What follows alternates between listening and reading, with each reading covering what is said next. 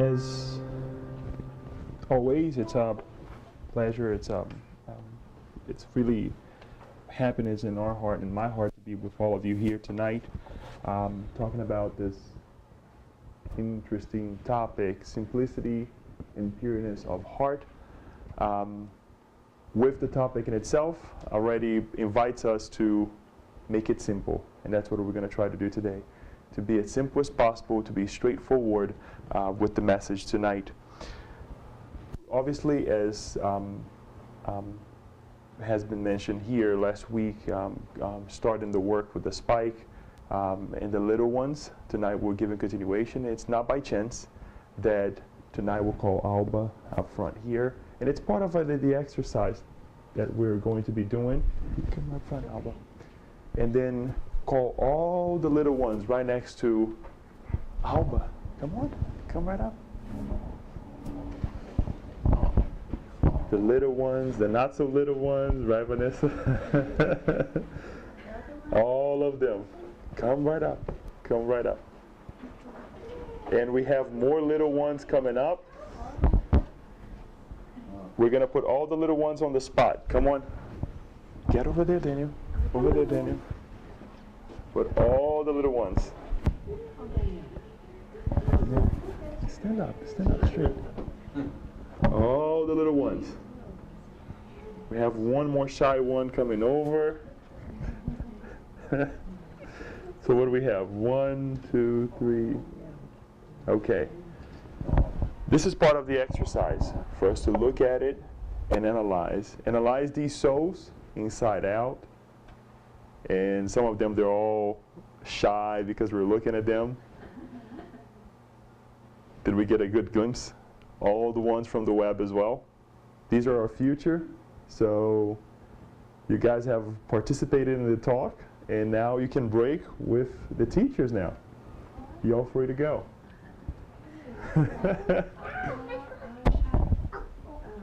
You want the microphone? Okay. No, it's okay, they know. Nathan and Lulu go to one room, and then Daniel, Juliana, Sarah, and Vanessa, we're going to the other. Good, good, good.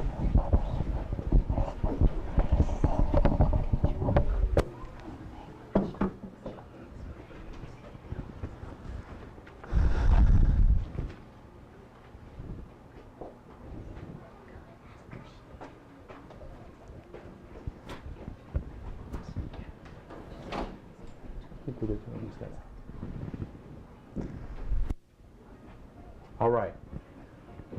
Yes, it was part of the talk as well, because it goes hand to hand what we were talking about tonight when we talk about simplicity and pureness of heart. I would like just to excuse myself and ask if I have to make some faces, some not so well-coordinated movements. It's because some back issues that I've been having. I just ask for your understanding on that part, and if I have to sit down as well. In any case, before we go on into the example that we just had, we would like to then to first analyze what is simplicity, what is pureness of heart. Just to get to a better understanding of the meaning of the words simplicity and pureness, and then we're going to talk about heart a little bit longer as well. Simplicity, the state, quality, or instance of being simple. Freedom from complexity, intricacy, or division into part. An organism of great simplicity. And then so on and so forth. Plainness, life of simplicity, naturalness, simplicity of manner, and it goes on and further down into pureness, where we can see that it's free from anything of a different, inferior, or contaminating kind. Pureness, and we can see the pureness. We're going to talk about later on about the pureness of heart. And then heart, since we're talking about the simplicity and pureness of heart. The heart could be this heart the physical heart that we have, this lovely pump that we have that pumps blood throughout our body, or perhaps the heart, the idea that we have about heart being where we keep our emotions, where we develop ourselves emotionally speaking, and just a glimpse for us to understand. For example, even when we talk about the vital centers, or quote unquote the chakras, our heart, which is the located in the chest area where the heart is, where it talks about our emotions, or it deals with our emotions. Now, as Daniel mentioned last week, giving the kickstart to this talks that we are going to have this month of November, December, and then going to next year. These are talks based on chapters of the book The Gospel According to Spiritism, where is broken down into in a well-guided way, let's say, where Kardec extracted pieces of the Bible, where we question, where we always try to analyze in our lives, in our day-to-day lives, very well put in our daily lives nowadays, today too. And then Kardec would then give an explanation, and then the spirits would come and give their explanations about the topic at hand. And that's what we're going to be doing, and focus on it obviously tonight, where we're going to be seeing some parts of the Bible. We're going to talk a little bit about the discussions that Kardec brings to us, and then guide as well, get some guidance from the spirits. There are two parts that we're going to be talking about, and then the second one will be related to the children, where this chapter starts with this passage of Matthew, when Jesus said, "Blessed are the pure in heart, for they will see God." We talk about being pure. I mean, we can see someone being a simple person, a person that is dressed simply. Doesn't mean that the person is simple in the heart or has pure in the heart. Or we could be someone who is well presented, well shaved, or has a good body, has it looks pretty, but not necessarily that person has a pure heart, or has a pure mind, or has a pure intention. And here we're going to go into depth. Moreover, when Jesus then bring this calling to the disciples, when he said this passage of the Bible, throughout this passage of the Bible, in Mark chapter 10, verses 13 through 16. Now people were bringing little children to Jesus for him to touch. But the disciples scolded them. When Jesus saw this, he was displeased. He said to them, "Let the little children come to me, and do not try to stop them, for the kingdom of God belongs to those who are like them. Truly I say, whoever will not receive the kingdom of God like a little child will never enter it." And he took the children in his arm, put his hands on them, and blessed them. And that's why we had the example and the exercise of stopping all the children here, not to make them uncomfortable or anything like that, but really look at them and analyze the children. There are two sides. It's a two-sided coin when we look at this right now. Looking at the children, we see the pureness of their hearts. Most of them, they cannot discern right from wrong in certain situations. You know, they are obviously in an age where they know wrong things, they know, the right things to do, they know their chores, some of them, they know, things that they're supposed and not supposed to do, they know how to test us, and that's what we're going to talk about. But we see that they're pure. They haven't been exposed to life as we have been. They have been exposed to situations as we have been, right? So we see the pureness of heart, right? But Spiritism explains to us that we're what? Millenary spirits. That we reincarnate over and over and over again. So can we look at these children with the same eyes, in the same way, now that we kind of recollect that idea? We know that they are millenary spirits as well. Is everything that they have inside of us pure? No. But we have to make a distinction, just separate things a little bit here. Number one, obviously, God makes things in a perfect way where we forget our past. We forget what we have done in the past. And also the parents, ourselves, the educators, forget what have happened in the past with these individuals. Perhaps we have been in other settings with them, with the same children. Perhaps we were children of them as adults in the past, and we have forgotten. And now we're treating them and we're dealing with them as children. So this forgetfulness of the past gives us the ability to deal with them and see this pureness again. Perhaps the book brings us the idea that for the first 5 years of the child, there is this pureness of heart, because not all of the remembers, not all the things is actually up with the children, and they're active in those ideals and those things. But obviously we have to take a step back and always analyze the bad tendencies of the child. So taking back, talking about the children, when we see and we analyze when Jesus said to bring the children, and the children, if we behave as children with the pureness in our hearts like the children, we will then be blessed. And as we were saying, that the explanation that Spiritism brings to us, that the Spirit then wears a temporary tunic of innocence. So Jesus was right when, notwithstanding the anteriority of the soul, the previous reincarnation, that he takes a child as a symbol of purity and simplicity. And once more, this is for us to work on this idea of pureness of heart and simplicity. All that we will be talking about tonight, is to help us on understanding on when we talk about the pureness and simplicity, is not the outside simplicity, it's not what happens outside, but truly inside of us, and what we were doing to change ourselves. Because we know for sure that we're not perfect yet.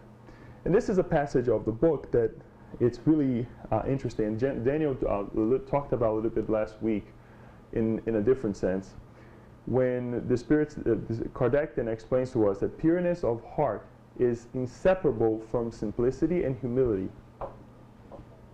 It excludes all ideas of selfishness and pride. This was why Jesus took infancy as a symbol of purity and humility. We talked last week about selfishness and pride, being that selfish person that believes that I'm the only one who needs it, who wants it, and it's mine, it's just for me. And pride being a person that believes I'm the right person. There's nothing after me, there's nothing before me. I'm beyond God, and there's nothing beyond myself. And I'm invincible, in all these things that we have inside of us. And if we have any idea inside of us that goes along with selfishness and pride, then we have some work to do. And any of us in this state of age, we are probably making progress, a lot of progress, but we still have this inside of us. We still have these thoughts inside of us. Spiritism once more brings to us that we're not alone. Not alone physically speaking, the incarnated ones, but also the discarnated ones that is along with us. They're all along with us. So we have to make sure that we are not engaging in thoughts that will go against simplicity and pureness of heart. So then the chapter invites us to this lovely part that talks about sinning, and sinning by means of thought, and it brings us this point of adultery. We're not going to emphasize, we're going to talk about the adultery, but we're not going to emphasize too much into it. But first thing first, when we talk about sinning, sin, it has been established by the church, it has been established by many religions that I am a sinner, or this person is a sinner. This person has born to be a sinner, will always be a sinner, or you have to do A, B, and C to come out of that position of a sinner or not to be a sinner anymore. And it goes on and on and on and on. When we talk about a sinning or action or a sinner, if you will, someone who is doing a wrongdoing, it's exactly that. Someone who is doing something wrong. Someone who doesn't know any better. Someone who is not well developed morally speaking, and sometimes intellectually speaking, or we sometimes see people who is very well intellectually evolved, but they're doing very bad things with their intelligence, perhaps. So sinning by means of thought. What are we trying to say here? Is it just sinning by, are we just sinning when we are doing the action? Or can we sin as well when we, just think about it? Here, the point was straightforward towards adultery. And we brought the picture, and we brought the 10 Commandments here because in the 10 Commandments we see the 7th one, thou shalt not commit adultery. And it is there. It's there for us to follow. The 10 Commandments, it's actually there for us to follow. It's very helpful in our lives nowadays because many of the things that we see here that we were called not to do, we're still doing it. We're still doing it. Physically speaking, these actions, we're going there and actually committing the action. And most importantly, what are we going to discuss right now? With our minds, with our thoughts, right? How many times we go, we think about, thou shalt not kill. And how many times man, I wish this person was dead. I wish this person was not in my life. And we emanate that thought. We emanate that feeling, right? Thou shalt not covet. You name it. Honor thy father and thy mother. And we look at it and we say, do I have to do the action? Do I have to do the action itself? Not necessarily. And then obviously the passage from the Bible that it was actually posed on the book. You have heard it was said, do not commit adultery, but I tell you that anyone who looks at a woman to desire her has already committed adultery with her in his heart. So we see here again and again and again that it's a calling that not only on the adultery with the looking at another woman, looking at another person, in the sense that it has been brought here, but in general, in every single point. The other side that we would like to bring with this as well is that perhaps, yes, we are doing these actions. Perhaps we're not doing the action, but we were thinking. And many times we are presented before, or we're coming in contact with people who are doing the same thing. And what happened, what did Jesus do with the adultery woman? When she was about to get killed and everybody was about to cast the stone, what did he do? Did he say, okay, cast the stone? Or did he tell everyone, if you don't have any sins in your heart, if you have a pure heart, then throw the stone? And this is a calling for us, again, to look at both sides. When we talk about pureness of heart, it's not just to look at the situation and analyze as we were pure individuals. Because most of the time, when we're looking at outside and we're trying to find a problem on someone else's life, it's because we have that inside of us. That is the only way we can connect, because we have that inside of us. And it's okay, and it's fine, because sometimes we'll look at the person and say, you know what, this person did this to me, this person did that to me, and this person is this person is that, and we have inside of us. And we're still trying to bring that out. It's like trying to vomit that problem that we have inside of us. And many of us, we think that it's wrong to do so. Obviously, it's wrong to do when we are just accusing the person. But if we analyze and say, you know what, let me pray for this person. Number one, as Jesus says, now go and don't do it anymore. So let me pray for this person so that the person doesn't do the same thing again. And let me pray for myself so I don't fall into the same temptations that the person has fallen into. So here again, we see the commandments, and we see a picture of Jesus saying, all right, come into my arms. Let's not try to do it again. Let's try to go ahead and resist these temptations. So once more, the pureness of heart on both sides. Analyze the situation, not doing it, the action, but also making sure that we're not thinking alike. This is just a calling for by Kardec, by saying that true pureness is not only in behavior but also in thought. Since the person who has a pure heart does not even think evil, Jesus wished to say that he condemned sin even in thought because it is a sin of impurity. Before we do any action, before we do anything, what happens? We don't think about that, right? Because sometimes, well, you know, it's just so natural. I pick up the book, but I had to think. I had to command my limbs to pick up the book. If I do anything, any action that I do, there's a command, there's a thought before it. So it's never going to happen, oh, you know, I just, you know, some people they like to say, I wasn't thinking when I said that. Well, yes, you did. It was inside of you. I wasn't planning to do such a thing. Well, let's take a step back. It's okay to, you know, say, you know what, I made a mistake. I'm gonna try not to do it again, because if we say I'm not gonna do it again, that's probably a white lie, because we're prone to make errors, we're prone to do wrong things still. So this is just, again, for us to think about this. Let's just think about this idea of we're still making progress. We're still making progress. Giving continuation, this idea then, and this is the part, this is a really interesting part of this chapter, because item 7 of chapter 8 then poses this question. This principle naturally leads to the following question, which we kind of talked about a little bit already.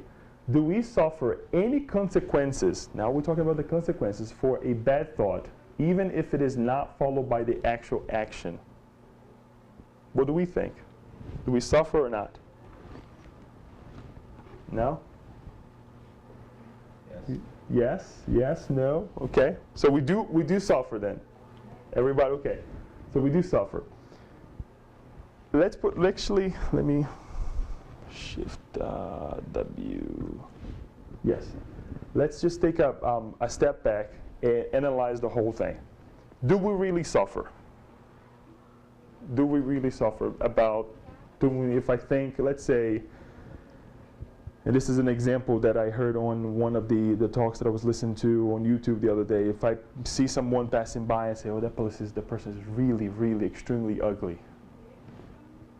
That person is, you know, look at it. Look at the way he walks. Look at the way he dresses. He wears glasses. Am I going to suffer with that? It depends. It depends on our evolution. It depends on my morality. Because obviously, if I'm a materialistic person that can only look at the person by the outside looks or what they are outside, to me, it's okay. It's all right. I'm not going to suffer. Maybe not now. But if I'm a person who analyzes and understands that it's a human being, it's a creation of God, and I'm not as materialistic, that I should look at that person to what that person has done, that person's deed, then yes, I will suffer if I look at the person that way. Number one, obviously, if we're not as materialistic and we're looking to the inside of the person, we're not going to be making those kind of, you know, callings or ideas towards another individual. But then again, the suffering will be different. So there is an idea here that we would like to pose, that the morality of the individual, or what's going to cause or whatnot. But the Gospel Court of Spiritism explains to us the following: that there are 3 types of individuals per se that we can analyze. Number 1, the person who does not conceive the idea of committing evil has already achieved a certain degree of progress. So the person is always thinking positively. The person is always, you know, with that pure heart, no matter the situation, whether, you know, they're presented with a negative situation, or someone who comes to them and do something wrong towards them, or someone who is just yelling or shouting, they're always positive. They're in that positive position. There's the second person, type of person, who feels the urge but constantly repels it. Okay, you know what? That individual is ugly. You know what? I shouldn't be saying such a thing because I'm not perfect either. I'm not the prettiest guy around. So progress is in the process of realization. And then the third person, who is the individual who thinks that in terms of evil all the time, taking pleasure in these thoughts, then the evil still exists in all its strengths. Now, here comes a difference to all of us. We can actually put ourselves in one of this position here, and we can say, okay, I'm all the way up there, great. We don't need to reincarnate on earth anymore. Or in the second, or perhaps in the third, and say, you know what, I need really to change. It's okay. What God takes into account is the following. In the one, work has been done, whereas in the other, it is still to be started. But being just, God takes into account all these gradations when it comes to individual responsibility for acts and thoughts. Responsibility for our acts, and responsibility for our thoughts as well. And sometimes we think that we are only responsible for our actions, right? Things that happens. And we're going to talk about a little bit about it later on. Responsible for what happens, the consequences of our actions, but not necessarily. It's also our thoughts. When Spiritism brings to us that our thoughts also influence our thoughts also influence ourselves. And we forget about that. Most importantly, that when we read these teachings, when we read Spiritism, is to understand that we are in the process of realization. We are in the process of, we are all evolving individuals. That we're not there yet, but we're making progress. We're struggling in our day-to-day battles to become better individuals. At least we hope, or we aspire to be in that position. We wish one another to be in that position. And once we understand such a thing, then it becomes easier. Because when we make an error, when we make a mistake, when we think something wrong about somebody else, then we take a step back and say, you know what? I made a mistake. Or perhaps when somebody does the same towards us, we look at it and say, you know what? I'm not perfect, so I'll forgive. I'll forget, right? We then practice benevolence towards that person. We're a little bit forgiven, and we don't get agitated towards the whole thing. Giving continuation to this, we're talking about true pureness, unwashed hands. Here again, another passage of the Bible when, I'll come to this side too, because I can't see on the screen. When it was said in Luke, when Jesus had finished speaking, a Pharisee invited him to eat with him. So he went in and took his place at the table. But the Pharisee, noticing that Jesus did not first wash his hand before the meal, was surprised. Then the Lord said to him, "Now you Pharisees clean the outside of the cup and the plate, but inside you are full of greed and wickedness.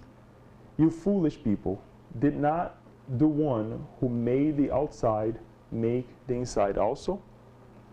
This is actually a passage, this is a second passage that was given on this part of true pureness and washed hands, that the Pharisees, they had this this idea, and it was a custom that they brought from their ancestors, that they had to wash their hands before sitting and eating, and as we're supposed to do, obviously. We know that it's not right to sit down at the table and we know our hands unwashed, and we have to do so. But here, it was taken a literally way where if you didn't do that, you were breaking the customs. You were breaking the way their upbringing is there, the way they were pretty much created and taught to do so, and they were going against their ancestors. And what Jesus was trying to say here, was trying to prove was, okay, now you show yourself to be a clean individual in the outside, but the inside, you guys are killing others, you guys are persecuting others, you guys are doing things that there's no pureness of heart whatsoever. So what does it mean? What is there to be clean outside, but the inside of ourselves, we really don't try to clean at all or try to change at all. So another calling to all of us to make sure that we are clean outside. We have to shower, we have to clean ourselves, but to make sure as well that we are changing and we're cleansing ourselves the inside. When we talk about our thoughts, when we talk about our feelings as well. And here's the part that I would like to stress, that when we talk about this change, this outside change, that, you know, and it's something, it's just, as it says, a result that many Christians, just like the ancient Jews, consider that salvation is better guaranteed by means of external practice rather than by moral practice. Instead of taking the chance to say, you know what, I'm going to be more forgiving, I'm going to be more generous to other individuals. No, I have to maintain this white tunic and show to society that I'm this white, you know, this perfect person. But inside, really, you know, behind others, you know, I'm just doing whatever I want and whatever I please, showing all my, I'm hiding all my inner imperfection and showing my quote-unquote good deeds outside. So again, it's just, again, for us to analyze what we have to change. What do we have to change here? Next topic, offenses. And this is a really interesting part because a lot of people, many religions take this, or individuals in general takes this very literally. If your hand be the cause of an offense, cut it out. Or perhaps the eye. If your eye is a cause of an offense, pluck it out. And we see a lot of people saying, okay, just cut the individual's hand, right? Well, let's think about it. You know, if you don't have your hand, it's pretty tough. You know, if you don't have your eye, it's pretty tough. But let's analyze this and try to understand as well, when Jesus says the following, that woe to the world because of offenses. Such sinful things must come, but woe to the man from whom the offense comes. So once more, Jesus is saying that offenses will have to happen. It's going to happen. Naturally, it's going to happen. But once more, we have to really analyze the individuals who is creating the offense. And we're going to see how we're going to analyze this. When we talk of offense right here, in the most unusual sense, the word offense means any action that goes ostensibly against morality or decorum, right? The way that we perhaps present ourselves. And we sometimes think that offense is something that is not related to the consequence of the act, right? Because sometimes we do wrong things and we hide it. We just say, you know what, yeah, I'm not going to say I did something wrong. I'm just going to go ahead and put it aside. The person didn't even feel it, or there was no consequence to the offense that I created, to the wrongdoing that I created, right? How many times that happens in our lives? How many times that happens towards us? We don't say anything because obviously we're able to forgive, but the person doesn't come to us and say anything. You know what, I made an error. I made a mistake. Here it is. I'm going to try to make it up to you. And that happens against us, and that happens with us as well. And that's when we see that it's just an offense. It's just something that we try to hide. However, there is another side towards this, knowing Spiritism, having Spiritism with us, that offense is anything that offense is the effective result of a bad morality. Anything that it goes against God's law. Anything that goes against love, charity, being compassionate, any good habits that we have, that's an offense. Whether it has a consequence on someone else's life or in our life or not, which it will, we know that for every action there is a reaction, then we see that offense is something that, you know, is the effective result of a bad morality. It's something that we have inside of us. And then it leads us to the understanding that when Jesus then tells us that the offenses will come. The offenses will come. Let's analyze ourselves right now. Are we in a position where we can say that tomorrow all the wars is going to end? And when we talk about war, what do we think? Afghanistan, Iraq. We think about all the bombings here and there. What about the wars inside of our houses, right? What about the wars inside of our schools? What about the wars inside of our jobs? When we said it earlier today, when we look at someone at work and you know what, okay, the guy made a mistake. Or when we look at someone at school and say, you know what, let's forgive. You know what, somebody slept on the right cheek.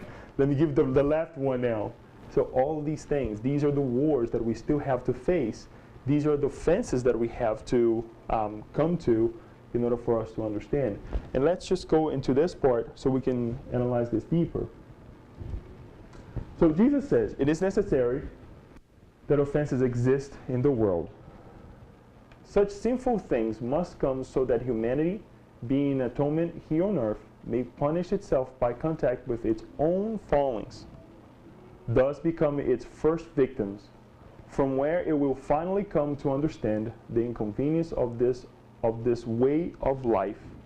Look at this again, inconvenience of this way of life. When people are tired of suffering due to evil, they will seek a remedy in goodness. Therefore, the reactions caused by these fallings serve for some as punishment, and for others as rest. This is how God gets good out of evil and how humanity makes use of badness. Pretty enlightening, isn't it? Because all the things that we hear nowadays is, if something negative happens, how do we have to react to it? Negatively as well. Somebody, again, punches me in the arm, I have to punch as hard as that person or even harder to defend myself. When we talk about offenses, these are opportunities that we have in our lives to perhaps, have a chance in our lives to say, you know what, now it's over. Whatever I have done in the past, if there's anything in the past that I have to go ahead and get cleared out of my system or of my existences, then this is the moment. And it's a remedy as well for us to say, you know what, you're doing something wrong. Let's go ahead and take a step back. Why don't you try to do this way? Inviting other people to act differently, to really see not as a punishment, but a rest for all of us as well. So here it is, just a very positive calling to all of us when Jesus said to us that it's going to happen. It's natural. And here again, when we are having our troubles at home with our family members, and we are very irritated, we're very, to the point that we want to, snap or do anything wrong or do something wrong, then we can recall this passage here and say, you know what, this is normal because we're not perfect yet, number one, and this is the moment that we can do something. This is the chance that we can do something to change, to perhaps not let it happen again, not only the wrongdoing, but also the moment of excitement that we all get when something wrong happens. In society as well, when we're dealing with others. So here comes the point where we all come together to do an exercise. We talk about the pureness of heart. We talk about how we have to change on how we are working to be a little bit more, let's say this way, a nice person or a nicer if we're all working together to do this. On chapter 3 in other books as well of Spiritism brings this to us, the different type of worlds or the different stages of some worlds that it goes through. As we evolve, spirits, as we evolve, we also see the evolvement or the disinvolvement of the worlds, where the planet Earth went through the primitive world stage. Now we are kind of the last stages of a world of tasks and atonements, right? getting to into a regenerative or regenerating world, then hopefully with a lot of work, this will become a blessed world and one day be a celestial and or divine world as well. So we have a whole lot of work to do. But with all that we have heard tonight, with all the callings that we have received, since we're going to this transition right now to the regenerative world, let's go ahead now and work together and analyze the things that we can do, right? Or the things that we can stop doing as well, in order for us to help ourselves and help the world to enter this regenerative world in a faster pace, as we in the picture in the back kind of reminds us again of the title of this chapter, that in the Father's house are many mansions. So let's think right now, the children. Let's think about where we live. Who do we deal with? We have our family members, we have our co-workers, we have people here at the center. So what can we do? What ideas comes to mind when we think, what can we do to kind of go through this transition now? Anybody? I know we were a small group, but repeat the question. Okay, Kirsten was here.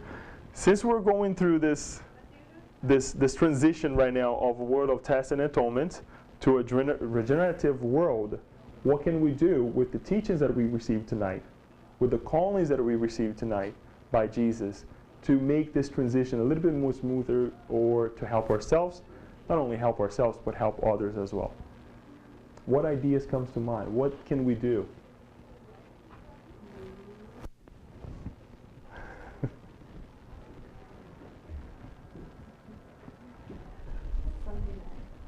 Benny, is it working?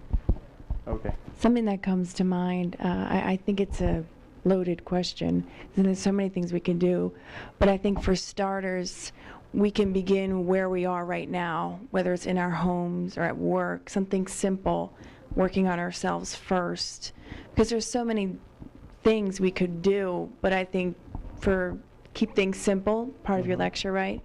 Work on yourself.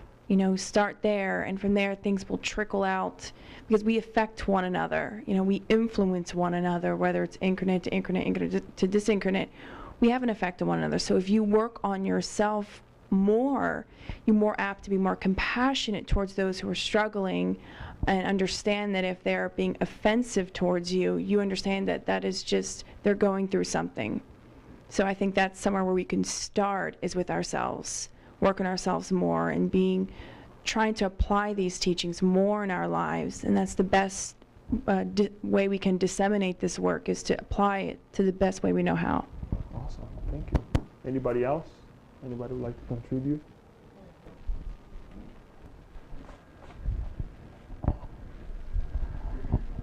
That's okay. Just to complete what you were saying about working on ourselves, just start with your thoughts. Okay. Thoughts? Very interesting. It's interesting because, as we said, there is this just a recollection to what we have studied.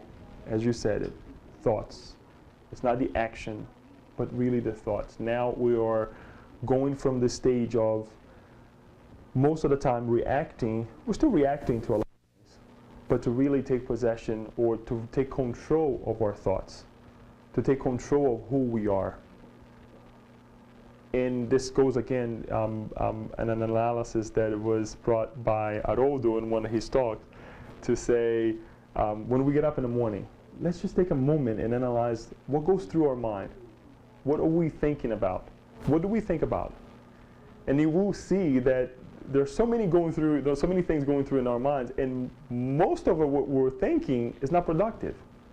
It's just something that is okay. Is this helping me, or is this helping somebody, or is this helping the universe in general? So then we see that there's a lot of work to be done with our thoughts. And naturally, consequently, if we take that step, then our actions will be a little bit more positive. Then we'll be more proactive. Even if somebody comes and reacts towards us or acts towards us, we'll say, you know what, let's take a step back. Just like Kirsten said, let's take a step back, and say, what do I need to change? How do I need to change?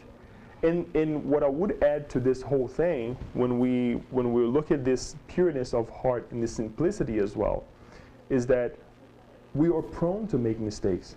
That doesn't justify the mistakes that we're going to be making, or the wrongdoings that the world is making, but it really puts us in a ground position to say it's okay. Now, what's going to happen next is up to us to say, let's take a step back and say, let's not do the same mistake again over and over and over and over. If it happens, once more, let's forgive. But once more, let's just be, helpful and kind enough to others where we respect their point of view, their position on how they are. And I think if we do that more and more, we wouldn't be falling to other temptations or to be irritated. Because the worst thing is when we expect something from somebody, thinking that they will react or they will act the way we want them to react. That is not being simple. Because then we're demanding something from the world that perhaps it's not going to happen. The same way, if we are demanded something from the world and we don't do it, what happens? We feel rejected. The computer is doing all sorts of things tonight, so don't worry about it.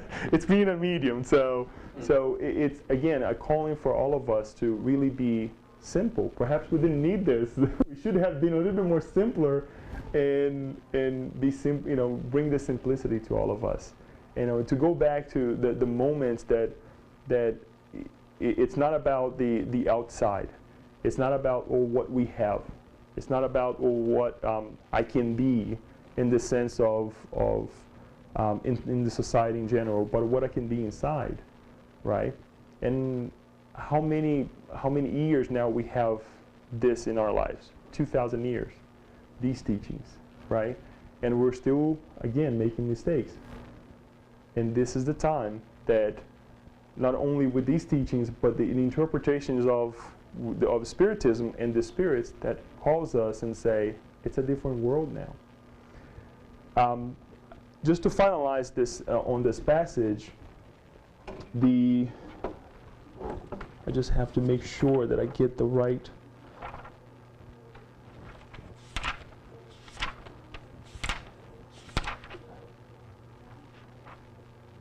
John the Evangelist, on item 18, that he says that we shall teach the exactly meaning of the parables and show the strong correlation existing between what was and what it is now.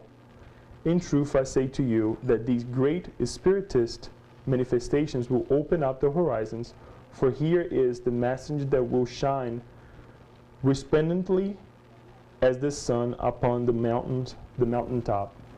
Talking about, again, when we talk about the cut up the hand, pluck the eye, we see so many individuals nowadays reincarnating in those situations, right?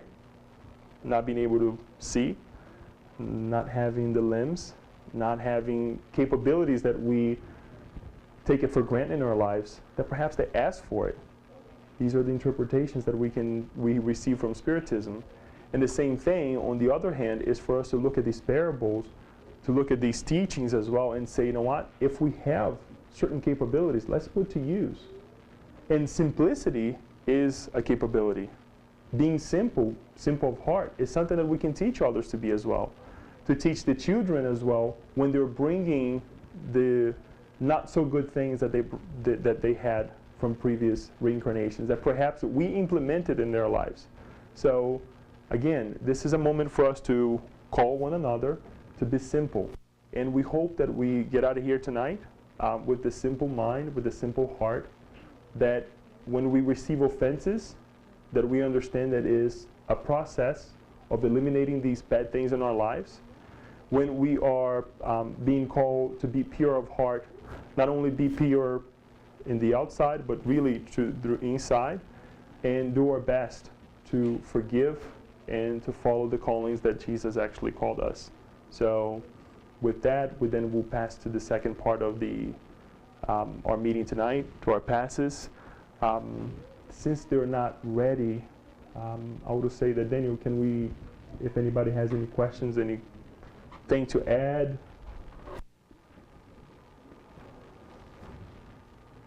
No? Yes, you can. Of course you can. Something really interesting, talking about being pure of heart, and as we were discussing about our thoughts, I think sometimes we take for granted or underappreciate, if I could say it in this way, how much our thoughts affect our everyday lives. Because if we read also in the Gospel according to Spiritism, and Kardec talks about the law of assimilation and repulsion of thoughts, and how that mechanism works, we see that we are in a constant continuum of one another. It's like we live in this big, vast ocean. So whatever, like if you're physically in a pool, and if you ever played, as I did this when I was a kid, I would close my hand and make waves in the pool, and it makes waves. Our thoughts work sort of in the same analogy. So if you want to be pure in heart, you really do have to watch your thoughts. And it's not enough just to watch them. I mean, again, we've learned in the Gospel and other codification about, and SSB did a whole month full of talking about the willpower, because we know that it is the one in the equation of how the law of thoughts work. Your will is the one that pretty much imprints and condenses your thoughts and your paraspiritual molecules. So if it is my will that really, ultimately affects my life, because we have all sorts of thoughts, like you were saying. So if I can control my will and have a stronger will to really change, then I will. That'll sound redundant, but it really is up to us to really change our everyday lives to be more pure, if you will. Most certainly, yes. Yep. It's one of the other parts of this teachings as well, that when we talk about the washing hands and all that, it was interesting, something that just crossed my mind, that when Naur and Gabi, they came here and talked to the practitioners, they gave an example that they used with the kids, where they always give the water as we also give the water. Not that we're going to do that tonight here, but what they did with the kids was to, they put a bunch of water in some of the cups. They put salt in it, and some of them were just normal water without the salt. And some of them, when some of the kids were drinking the water, and they drink the salty water, they were like, "Whoa," and they're pretty disgusted about the whole thing. But the idea was to show them that not everything, that perhaps it looks the same, the pure water, because you can see salt, but it tastes different. So this is something that it came to mind as you were saying, not that it's directly to it, but the teachings as well, for us to make sure that we have the pureness in our heart, not just in the looks, because the looks can be deceiving, right? When we're dealing with all the individuals, we're dealing with situations, but really to have that pureness of heart, and that starts with our thoughts, that starts with our feelings. So.